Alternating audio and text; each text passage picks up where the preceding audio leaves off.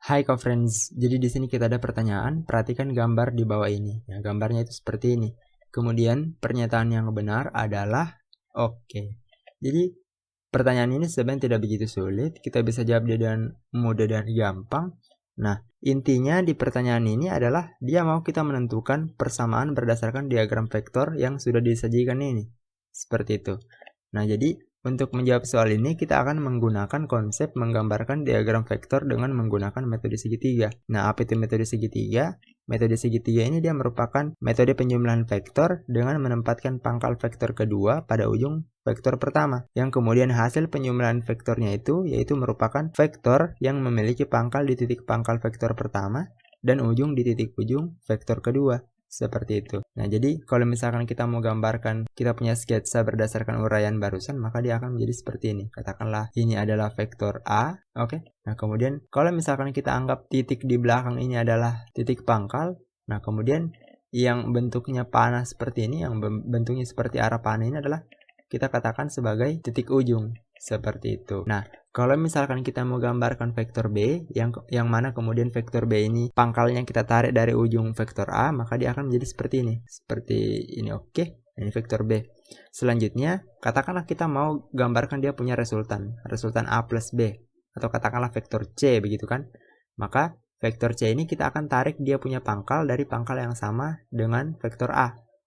Yang kemudian ujungnya dia akan bertemu dengan ujung vektor B, seperti itu. Sehingga kalau misalkan kita disuruh tuliskan persamaannya berdasarkan apa yang sudah kita gambar ini, maka jawabannya adalah A plus B itu sama dengan C. Seperti itu. Pada intinya adalah di metode segitiga, kalau misalkan kita punya titik pangkal itu dia bertemu dengan titik ujung seperti ini, maka dia adalah penjumlahan. Nah, kemudian kalau misalkan kita punya titik ujung ini dia bertemu dua seperti ini, dua tanda panah ini bertemu, maka dia adalah resultan. Seperti itu. Nah, jadi berdasarkan uraian ini, kemudian kita bisa gunakan dia untuk menjawab kita punya soal di samping ini. Nah, sekarang kita perhatikan. Misal kita mulai dari vektor A. Oke, kita mulai dari vektor A, yang mana kemudian kita lanjutkan di vektor B. Nah, di sini perhatikan ujung vektor A bertemu dengan pangkal vektor B. Artinya ini penjumlahan kan.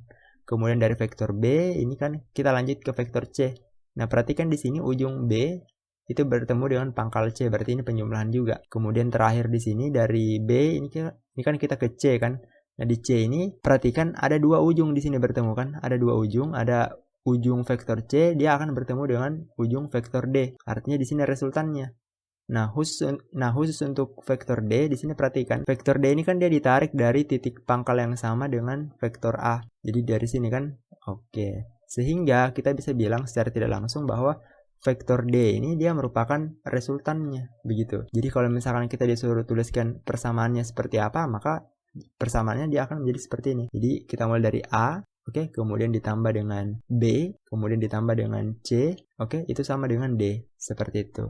Yang mana kalau misalkan kita pilih kita punya opsi jawaban di sini, maka jawaban yang tepat adalah opsi B. Oke, jadi C tambah B tambah A itu sama dengan D. Oke, jadi urutan A, B, C atau C, B, A itu sebenarnya tidak masalah kalau misalkan ditukar seperti ini. Intinya adalah yang menjadi resultan adalah vektor D. Seperti itu.